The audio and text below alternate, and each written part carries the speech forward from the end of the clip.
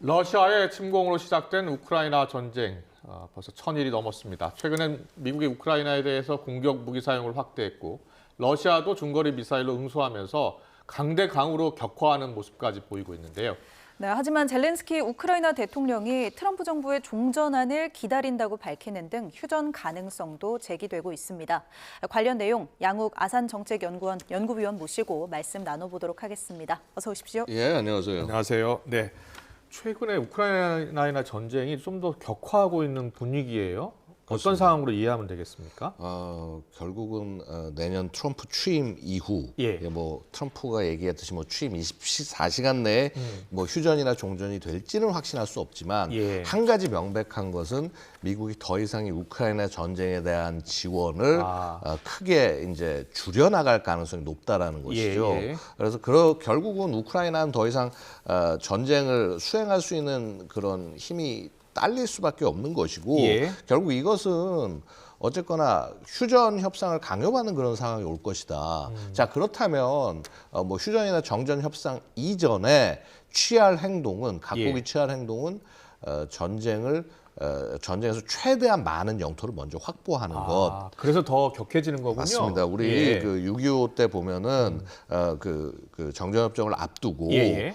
굉장히 그 고지전이 격화되지 않았습니까? 그렇군요. 한 치의 땅이라도 더 확보하기 위해서 예. 바로 그런 모습이라고 이해하시면 되겠습니다. 예. 그런데 보니까 최근 일주일 사이에 양측이 첨단 무기를 서로 주고받고 있는 것 같아요. 맞습니다. 어떤 무기들이 지금 사용되고 있습니까? 자, 일단은 이제 미국이 예. 에이테킴스라고 하는 미사일, 예. 이 에이테킴스는 아미 택티컬 미사일이라는 뜻이고요. 그 육군 전술 탄도탄을 얘기를 하는 겁니다. 지금 나오는 미사일은 맞습니다. 스톰 섀도우예요? 예. 방금 이제 나온 건 스톰 섀도우 미사일이고요. 자, 어쨌거나 에이테킴스 얘기를 제가 먼저 왜 드렸냐면 300km 정도 날아서 타격할 수 있는데, 예. 자, 그다음에 이제 영국하고 프랑스 등에서 온 저 스톰 섀도우가 전달이 됐단 말이죠. 스톰 섀도우가 사실 우리 언론에 알려지기로는 예. 250km 정도의 사거리라고 알려지고 있는데요. 예. 그게 왜 그러냐면 수출형이 그렇다는 얘기고요. 예. 자, 영국이나 프랑스가 사용하고 있는 자국군용은 예. 550km입니다. 사거리가. 근데 이게 그렇군요. 무슨 의미냐면은요. 예. 자, 이 뭐 550, 560km. 자, 이것을 만약에 예. 영국군과 프랑스군이 지금 전달해 줬다는 거는 수출용을 줬다는 게 아니에요. 자기들 쓰는 그렇군요. 거를 곧바로 줬다라고 볼 수 있고 사실은 러시아는 그렇게 바라보는 겁니다. 예. 그래서 결국 뭐냐면 이게 그 지금 한참 격전이라고 하는 쿠르스크에서 모스크바까지가 제일 거리가 가깝겠죠. 예, 거의 예. 거리가 약간 500km를 좀 넘습니다. 그렇군요. 네, 그래서 예. 이제 한마디로 모스크바를 타격할 수 있을 것이다라고 하는 그런 위기감이 굉장히 높아지고 있고요. 예. 네, 그래서 푸틴은 행동에 나설 수밖에 없었다라는 것이죠. 그렇군요. 예. 예. 그 행동에 나선 결과가 바로 그 얼마 전에 ICBM 발사라고 해서 난리가 났었지만 알고 보니까 예. 그 중거리 미사일 발사였던 바로 이 미사일의 발사입니다.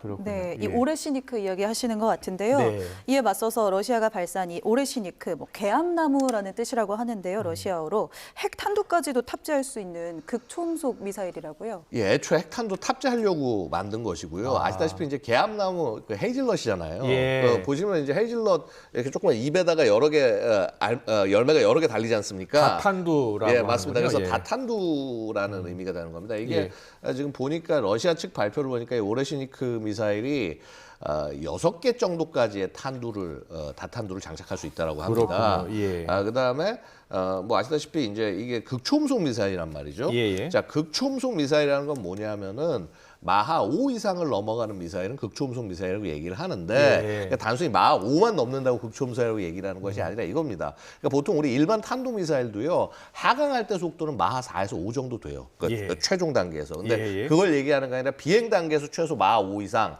그럼 어떻게 되냐면 마하 10 정도까지는 데려가야 된다는 얘기가 되거든요. 자, 그러면 이게 실제 그래서 이 미사일이 마하 10 정도에 해당한다고 푸틴이 밝히고 있습니다. 그래서 저쯤은 돼야지 우리가 극초음속 미사일로 얘기하고요. 예. 지금 마하 10 말씀을 왜 드리냐면 저 속도가 왜 중요하냐. 예. 우리 보통 그 미사일 요격할 때 뭘 많이 활용하냐면 페이트리어트 팩3 많이 활용하지 않습니까? 이 페이트리어트 팩3가 요격하는 속도가 통상 마하 4와 5 정도를 요격할 수 있게 기본적으로 설계가 돼 있다는 극초음속 거죠. 미사일은 그러면 방어하기가 어렵겠네요. 상대적으로 어렵습니다. 예. 그러니까 아주 운이 좋아서 들어오는 위치상에 정말 운 좋게 이 미사일의 사거리가 걸려 있을 때는 요격 가능성이 일부 있는데 예. 이게 만약에 완전히 전혀 이제 예상하지 못하는 방향에서 들어올 때 예. 왜냐면 사실 극초음속 미사일이 어떤 형태건 간에 가장 큰 핵심은 뭐냐면 얘가 마치 비행기가 비행을 하듯이 뭐 이렇게 막 완전 자유자재로 날아간다는 건 아니지만 이 궤도를 여러 차례 꺾을 수가 있는 거예요. 네. 그런 장점이 있기 때문에 미사일 방어를 활용하는 게 더 어려워집니다. 알겠습니다. 그렇다면 우크라이나가 먼저 러시아에 그 미사일 2발을 쏜 거예요. 그러면 거기에 대해서 러시아도 지금 반격을 한 거고요. 그런데 예. 우크라이나가 처음에는 예. ICBM을 러시아가 발사했다라고 했잖아요. 예, 그렇습니다. 그러니까 바로 그 다음 날 푸틴 대통령이 ICBM이 아니다라고 했어요. 예. 여러 가지 메시지가 있는 것 같아요. 예, 맞습니다. 일단 이제 여러 가지 이제 보면요. 예. 일단은 이제 ICBM과 IRBM 차이부터 먼저 말씀드릴게요. 예. ICBM 말씀 그대로 대륙간 탄도 미사일이 되겠죠. 예. 그러니까 사거리가 5,500km가 넘어야지 우리가 ICBM이라고 얘기를 합니다. 네. 왜 5,500km냐면 미국과 소련이 서로 경쟁하던 시절에 대륙간 탄도 미사일 나왔지 않습니까? 그 거리가 그 미국과 그 소련과의 예. 그 거리, 예를 들어서 보통 남극을 넘어 공격하는 거리가 되기 때문에 그게 5,500km에 해당하는 거고요. 예. IRBM 뭐냐면 5,500km 이하로 해서 뭐 보통 한 3,000km 이상 정도. 네. 예, 그렇게 얘기를 하는데 뭐 이게 이게 이제 주로 어떻게 되냐면 생각을 해보면 아니 우리 기준으로 봤을 때 북한이 뭐 괌 같은 걸 공격할 때 IRBM을 공격한다, 중거리 미사일을 활용한다고 하지 않습니까? 예. 그런 정도의 거리가 해당하는 거고 예를 들어서 러시아의 입장에서 바라본다면 유럽 전역을 어디든 공격할 수 있는 게 중거리 미사일이에요. 예. 그러니까 자 이런 겁니다. 만약에 러시아가 ICBM을 쐈었다라고 한다면 네. 그거는 곧바로 미국에 대한 다이렉트 메시지입니다. 그런데 IRBM을 쐈다라는 건 일단 나토 지역 내에 있는 국가들에 대한 경고 메시지고요. 네. 그래서 제가 아까 말씀드렸다시피 이 스톰 섀도우 미사일을 만약에 너희가 정말 사거리 500km짜리를 전해주면은 그거는 우리 모스크바를 때릴 수 있는 건데 그렇군요. 그 경우는 너희들 전부 우리의 그 보복을 받을 것이다. 아. 라는 그런 메시지를 포함하는 것이죠. 그렇군요. 네, 네. 알겠습니다. 양측이 이제 주고받고 있고 격화되고 있는 이유는 휴전 정전을 앞두고 더 많은 영토를 차지하기 위해서이다라는 분석을 해주셨는데요. 크렘린궁이요. 휴전 협정을 논의할 의향이 있다. 트럼프 당선인과 이런 입장을 밝혔어요. 예. 지금 일단 이제 그 크렘린 입장은 원래 사실은 이제 이 휴전 얘기를 올 초부터 했었어요. 연초부터 계속 했었는데 이 쿠르스크 지역을 뺏기고 난 다음부터 이 휴전 얘기를 안 합니다. 그렇군요. 예, 이게 그러니까 그만큼 쿠르스크가 정치적으로 민감한 곳이고, 예. 근데 지금 이제 이 휴전 협정 얘기를 왜 하냐면 결국 자 어쨌거나 이제 곧 트럼프 정부가 들어올 거고, 예. 그러면 이제 이거 전쟁은 어쨌거나 끝나는 방향으로 갈 거다라는 계산이 있고요. 예. 사실은 이렇게 전쟁이 곧 끝날 것이라는 예상이 있기 때문에 지금 이 쿠르스크 지역에다가 병력을 굉장히 많이 보낸 겁니다. 5만 명 정도를 증원을 했는데 예. 자, 심지어 그 5만 명을 러시아군 전체로 다 못 끌어오니까 북한을 불러들인 거예요. 그래서 그렇군요. 예. 자, 그래서 예. 이제 그런 맥락이 있고 그다음에 사실 러시아가 지금 이제 현재 현역 숫자가 120만 명입니다. 120만 네. 명인데 올 12월까지 이제 150만 명으로 늘리겠다라고 얘기하는데 그건 뭐냐면 30만 명 정도 병력을 추가해서 이 우크라이나 전쟁에서 최종적으로 이제 휴전 전까지 모든 걸 다 끌어내겠다라는 얘기가 되는 것이거든요. 그렇군요. 예. 결국 그러한 방향으로 접근하고 있는 것이 아닌가라고 생각을 합니다. 결국 뭐냐면요, 우크라이나 우리가 차지한 땅 예. 전부 우리 거다. 이거 인정해라. 자, 이 조건이라면 우리 협상할 수 있다. 이 얘기를 나가는 거죠. 그렇군요. 예. 네, 그러니까 영토 양보 마지막 영토 양보를 좀 앞두고 오히려 이제 긴장감이 좀 높아지는 모습입니다.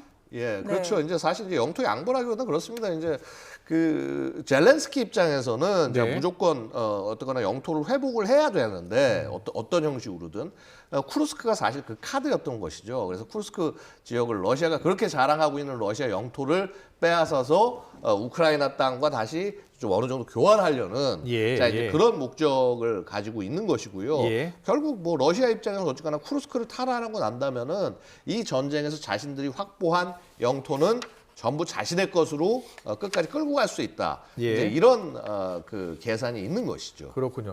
젤렌스크 우크라이나 대통령의 모습이 나오고 있는데 오늘 나온 뉴스를 보니까 트럼프 당선인에게 종전안을 보여달라고 이야기했어요. 그러니까 트럼프는 빨리 24시간 내에 취임하면 종전을 할 수 있다라고 이야기하고 있고 지원도 끊겠다라고 하고 있기 때문에 트럼프 당선인한테 뭔가 종전안을 내놓으라는 거예요. 저런 입장을 밝힌 이유는 어디에 있을까요? 결국은 이게 양측이 지금 이제 어떤 신뢰도 상대적으로 적고 그다음에 결국은 무엇을 러시아에게 양보하는 것을 전제로 해서 트럼프가 얘기를 하고 있는지 확인하기 위한 걸 겁니다. 뭐 사실 트럼프가 여러 차례 트럼프 본인이 직접 얘기한 것은 트럼프 본인은 이 전쟁에서 빨리 끝내겠다는 얘기를 했고 사실은 그 측근들이 이제 계속 얘기를 한 것이거든요. 뭐 예를 들어서 이제 가장 최근 발언 그 보전했던 람다 발언 보면은 뭐 이런 거죠. 우크라이나는 영토에 집착하지 말아라. 종전에 집착해라. 그 말은 사실 영토를 양보하라라는 뜻이거든요. 결국 이제 이러한 입장이 트럼프 종전안에서 명확하게 나오는지 그 부분부터 먼저 좀 확인해 보려는 것이 아닌가 생각이 됩니다. 그렇군요. 네, 알겠습니다. 사실 우리로서는 또 북한 파병 부분도 예의주시할 수밖에 없는 부분인데요. 특히 며칠 전 이 북한의 기술 고문단이 러시아가 점령한 우크라이나 마리우폴 지역에 또 도착했다. 뭐 이런 외신 보도도 나왔습니다.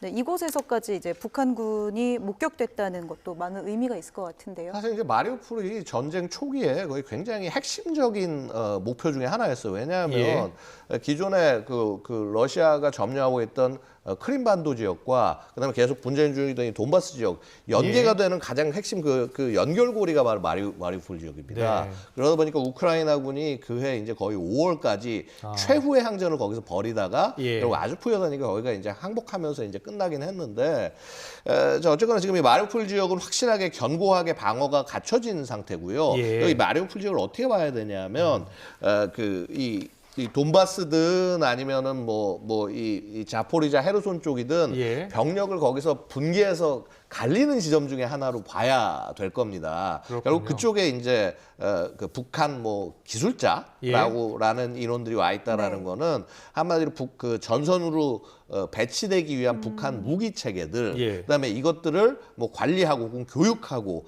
하는 이런 인원들이 현지에서 목격됐다라는 것이고요. 이는 뭐냐면 이런 장비와 인원들이 전선으로 곧 투입될 것이다. 이런 의미로 보시면 되겠습니다. 북한군의 고위급 장교 지휘급 장성이 부상을 입었다는 소식도 있었잖아요. 어느 정도 확인이 된 건가요? 이제 이게 왜냐하면 그 논리적으로 그러니까 아직 정확하게 어떤 뭐 누가 죽거나 다치거나 했는지 사람은 나오지 않고 있습니다만요. 그 아까 말씀드렸던 스톰 섀도우가 공격을 했었지 않습니까? 그게 한 그 10발 정도가 목표를 정확히 때렸다라고 우크라이나군이 얘기를 하고 있는데 그 때린 곳이 어디냐면 바로 쿠르스크 전선 전체를 지휘하는 사령부예요. 그래서 이제 거기 이제 그런 전선 사령부에 북한군의 고위급 지휘관이 가 있을 것이다라는 것은 너무나 당연한 귀결이기 때문에 그렇군요. 거기서 이제 부상자가 나올 수 있다는 얘기가 나오는 거죠. 알겠습니다. 그리고 신원식 실장이 방송 인터뷰를 통해서 러시아가 북한의 파병 대가로요 평양 방공망 장비 대공 미사일을 지원했다고 하는 거예요. 어떤 배경이 있을까요? 사실은 굉장히 추정 가능한 그 내용 중에 하나라고 볼 수가 있습니다. 왜냐하면 김정은이 제일 두려워하는 것이 미국의 B2 스텔스 폭격기라든가 이런 이제 전략 폭격기들의 등장. 그다음에 북한의 방공망이 약한가 봐요? 약하지는 않습니다. 무슨 말인 거 아니에요? 아마 이제 촘촘하기로는 거의 뭐 세계적인 수준으로 알려지고 있는데 자 문제는 뭐냐면 이 장비들이 되게 아웃데이트 됐어요. 되게 이제 너무 구형 장비들입니다. 북한 나름 스스로 이제 이걸 개발해가지고 해서 지금 뭐 신형 무슨 뭐 번개 번개 5, 번개 6과 같은 그런 신형 미사일들을 개발하고 있습니다만요. 사실 방공망이라는 게 미사일만 좋아서 되는 게 아니라 레이더가 훌륭해야 되고요. 그다음에 이것이 전부 첨단 정보통신으로 연결돼서 유기적으로 움직여야 된다는 거죠. 그런 면에서 북한이 부족한데 예를 들어서 뭐 S400과 같은 최신형 그 방공 체계, 이 S-400은 스텔스기도 뭐 공격할 수, 탐지하고 공격할 수 있다 이렇게 알려진 체계입니다. 예. 물론 이제 그간 뭐 시리아나 이런 데서 운영된 결과는 굉장히 운영이 잘 안 된 걸로 보이는데 예. 그건 이제 시리아 군의 역량이 부족해서 그런 걸 수도 있는 것이고요. 네. 시리아나 이란군 역량의 차이일 수도 있겠지만 어쨌거나 북한 입장에서는 러시아가 가진 가장 최첨단 시스템을 가져와서 수령부터 지켜야 됩니다. 왜냐하면 북한의 기본적인 모든 목표는 결국은 수령 결사옹입니다. 그렇군요. 예. 네, 러시아가 이제 뭐 첨단 기술까지 전수할지 뭐 이런 우려도 좀 되는 상황인데 김정은 위원장은 이제 트럼프 당선 이후에 첫 입장으로 미국과 갈 때까지 가봤다. 뭐 이런 입장을 밝혔습니다. 좀 부정적인 느낌인데 어떻게 해석하시는지요? 당연히 부정적으로 얘기를 해야죠. 일단 자신 몸값을 최대한 높이려고 할 겁니다. 예, 자, 어쨌거나 트럼프가 대화의 그 어떤 뉘앙스를 몇 차례 풍겼기 때문에 대화를 할 수 있을 것이다라는 기대감을 쓸 수도 있을 것입니다만은요. 예. 자, 이번에도 만약에 하노이처럼 갔다가 빈손으로 돌아온다. 그럼 이거는 뭐 김정은의 그 어떤 이 능력을 완전히 그 불신받게 되는 그런 계기가 될 수도 있다. 왜냐하면 북한이 제일 원하지 않는 상황은 그렇게 막상 가가지고 이런저렇게 막 광고해가지고 갔는데 거기서 노딜에서 아무 성과도 못 이루고 오는 것, 빈손으로 돌아오는 것. 예. 이것을 북한이 두려워할 것이고 되려 아마 이번 대화는 북한 쪽이 훨씬 더 조심스럽게 접근할 것이다. 그리고 자신의 몸값을 높이기 위해서 예. 그 최대한의 긴장을 만들어낼 것이다. 라고 말씀드릴 수 거예요. 그래서 사실 내년이 엄청 걱정입니다. 왜냐하면 예.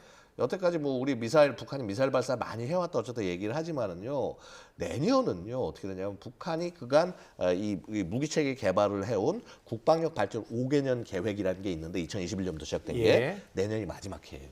그럼 내년이 마지막 해인데 뭐냐면 그 중에서 과업들 중에서 제가 볼 때는 한 5, 60% 됐을까 말까 한 정도 수준인 겁니다. 자, 그럼 나머지 50% 정도를 내년 한 해 동안에 전부 다 쫙 다 보여줘야 돼요.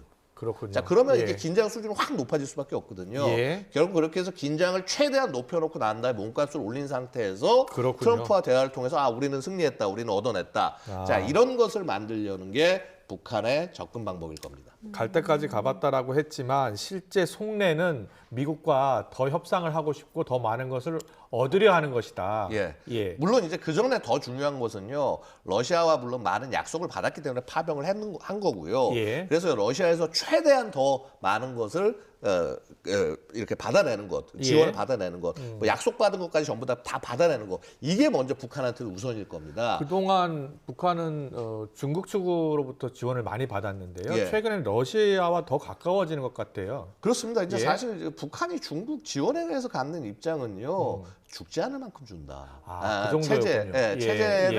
체제를 그냥 생존하기 위해서 가는 거지. 북한을 어떤 뭐 강성대국으로 만들고 특히 김정은이 원하는 어떤 핵과 미사일 개발, 그런 능력 향상 이런 것은 중국이 절대 원하지 않기 때문에 결국 그것을 줄 수 있는 대상을 러시아로 봤기 때문에 심지어 파병이라고 하는 파병도 아니죠. 사실 용병행인데 어쨌거나 참전이라고 하는 이런 무리한 행동까지 한 것이 결국 바로 그런 러시아 볼수 있습니다. 그러니까 북한 입장에서는 러시아라는 뒷배도 얻었기 때문에 협상력이 더 높아졌다 이렇게 볼 수 있나요? 그렇게 더 생각을 할 겁니다. 사실은 그런 연대를 더 강조를 할 거고요. 원래 이전부터 계속 이제 어떻게 보면 이게 되게 그 명백하게 보이는 것이요. 김정은이 사실 트럼프와 대화를 했기 때문에 대화하는 것을 미리 밝혔기 때문에 시진핑과 푸틴과 사실 그 국제 무대에 데뷔할 수 있었던 거고요. 예. 이러한 이 소위 시속 게임을 북한은 계속 이어나갈 거라고 말씀드렸습니다. 그렇군요. 예. 네, 앞으로 정말 협상이 중요해질 것 같은데요. 우리 정부의 대응 마지막으로 어때야 할지 한마디 해주시죠. 우리 정부는 지금 이제 원칙적 대응을 강조를 해왔습니다만은요. 뭐 이것이 크게 잘못됐다고 볼 수는 없습니다. 어쨌거나 북한은 그 하노이 노딜 이후에, 그다음에 남북 공동 연락사무소 폭파 이후에 한국과는 대화하지 않겠다는 입장을 계속 밝혀왔습니다. 네. 자, 어쨌거나 원칙적 접근을 하되 정말 중요한 것은 자, 어쨌거나 미국이 대화를 할 수 있고 한다라고 한다면요, 미국을 최대한 이용해야죠. 예. 미국을 이용하기 위한 그런 대책들을 정말 잘 세워서 서로 이렇게 그 좋은 성과를 끌어낼 수 있게 트럼프는 트럼프가 원하는 것을 얻고 우리는 우리가 원하는 것을 얻을 수 있게 접근하는 것이 중요하다라고 말씀드리겠습니다. 네, 잘 들었습니다. 우크라이나 전쟁 상황과 최근의 북한 움직임까지 짚어봤습니다. 아산 정책연구원 양욱 연구위원과 함께했습니다. 잘 들었습니다. 고맙습니다. 감사합니다.